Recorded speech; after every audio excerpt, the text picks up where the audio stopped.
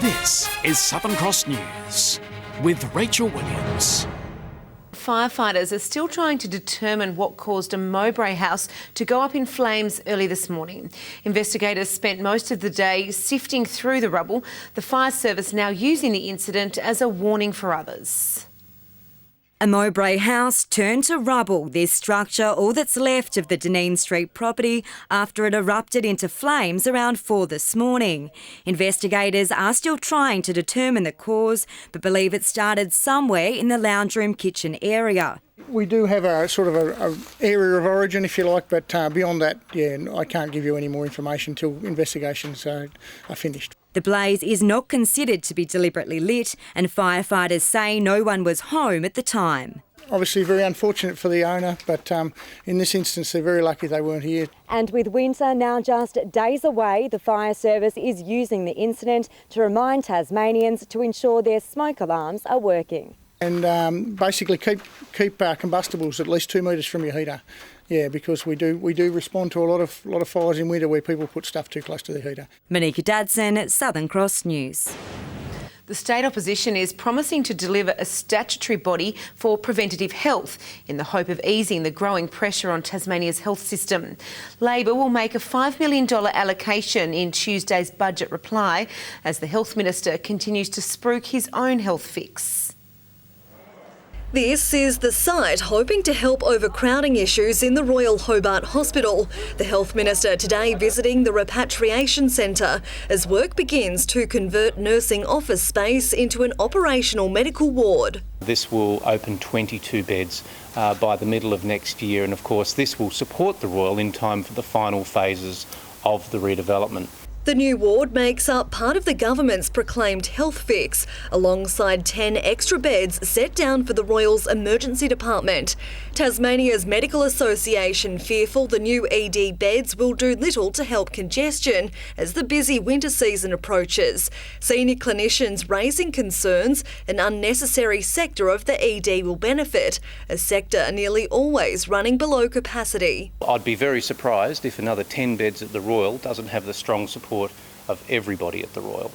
Meanwhile, the state opposition's put forward its own solution to Tasmania's health woes, promising to deliver a commission focused on preventative health as part of a wider health policy. It'll be modelled on other jurisdictions where they've been funded to deliver outcomes. They have a CEO and a board structure as well as staff. It's been something that we've been working on and advocating across government for the last 6 or 7 years to actually take a health and all policies approach to community health and wellbeing in Tasmania.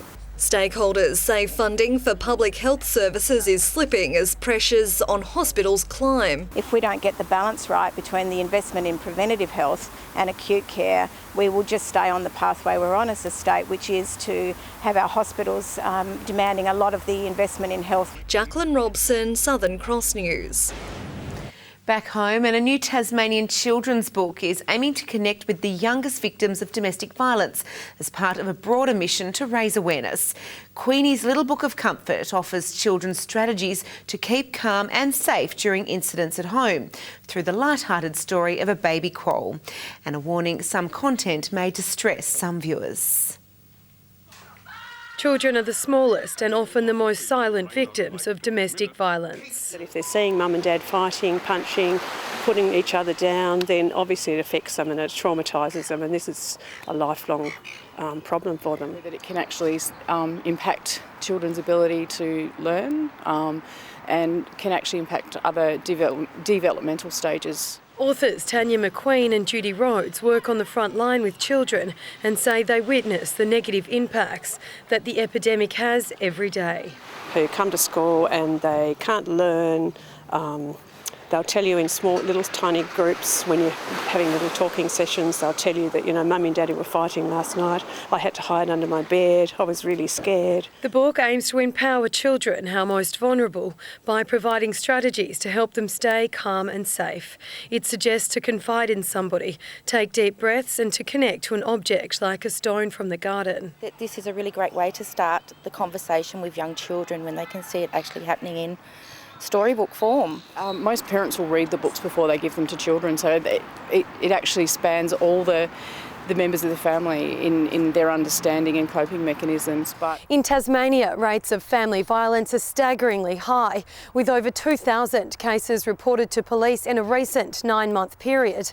Those working at the coalface say the issue occurs throughout the community and happens behind closed doors, with physical, financial, sexual and psychological abuse. The project, part of a broader mission to raise awareness of the issue. Teach them that family violence is not okay. Any sort of aggressive behaviour is not okay, so that then they don't take that into their adulthood. Louise Hedger, Southern Cross News. And if you or someone you know needs assistance, call the Family Violence and Support Counselling hotline on 1800 608 122. Around 150 athletes have tested themselves in wet and muddy conditions for the 5th annual Icebreaker Multisport Challenge. Overnight rain meant each leg had to be shortened, but competitors say the sodden ground added to the fun. From the water to the soggy land, last night's heavy rain didn't deter these eager athletes from being put through their paces. In fact, for some, it made the challenge even better. What's mountain biking without a bit of mud? Competitors took on the competition both as individuals and in teams. First, athletes kayaked across Trevelyan Dam. Then they got on their bikes, pedalling 12 kilometres around the area's trails before finishing on foot. Andy Oliver was the first runner to cross the finish line, helping his group take out the teams division. I must admit I didn't like being the hunted, but I managed to maintain position, so no, pretty stoked. And what was it like out there today? Yeah, the ride was sick. They've done a pretty good job on the new trails, really good. Wet, slippery, dicey, everything. It was rad. Overnight rain and the threat of afternoon thunderstorms shortened the challenge. It's become a bit more of a sprint than an enduro event today. But even with the damp conditions, the event continues to grow each year. It's just an event that is suitable for everybody, from those that just want to have a go to the elites that race multisport full time. Hobart's Ian Parker took out the men's open category, while Sally Alps of Launceston won the women's division. Monika Dadson, Southern Cross News. Sweet treats and cucumber sandwiches have gone partway in helping Tasmanian women suffering from ovarian cancer. The ultimate high tea for hope, raising awareness about the silent disease that can often go undiagnosed. The foundation today celebrating its recent registration as a non-government organisation.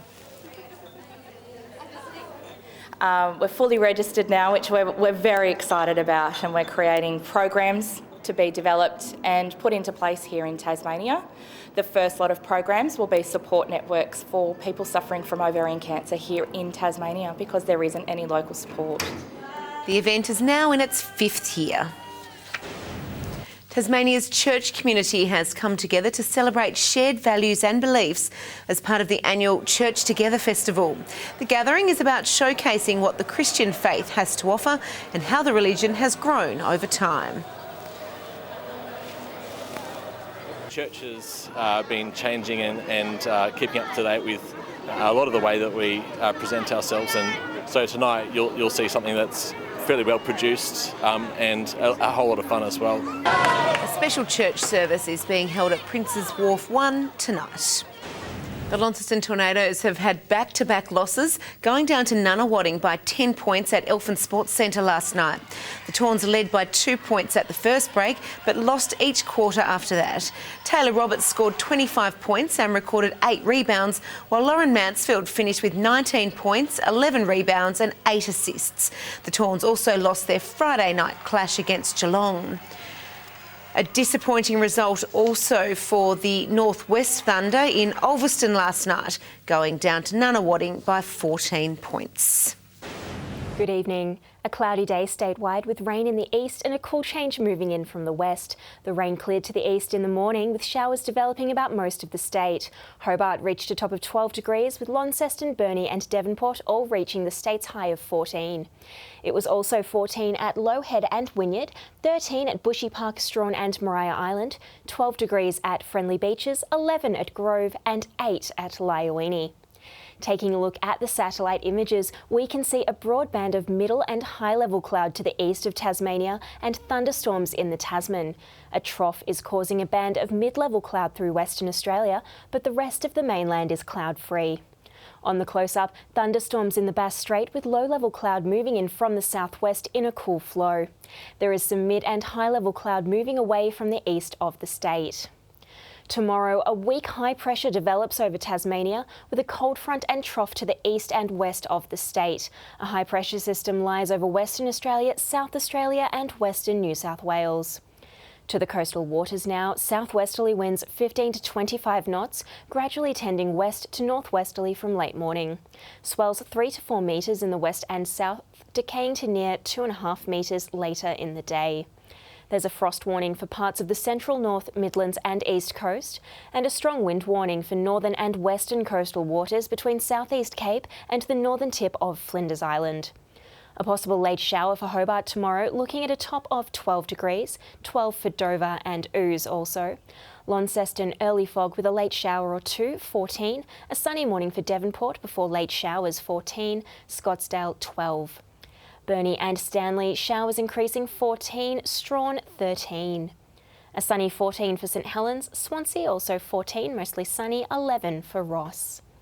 Looking ahead to Tuesday, showers easing in the afternoon with possible thunderstorms and hail about the west and south, snowfalls lowering to around 700 metres. And Wednesday, showers about the west and far south, falling as snow to around 900 metres in the early morning, fine elsewhere with some areas of morning frost.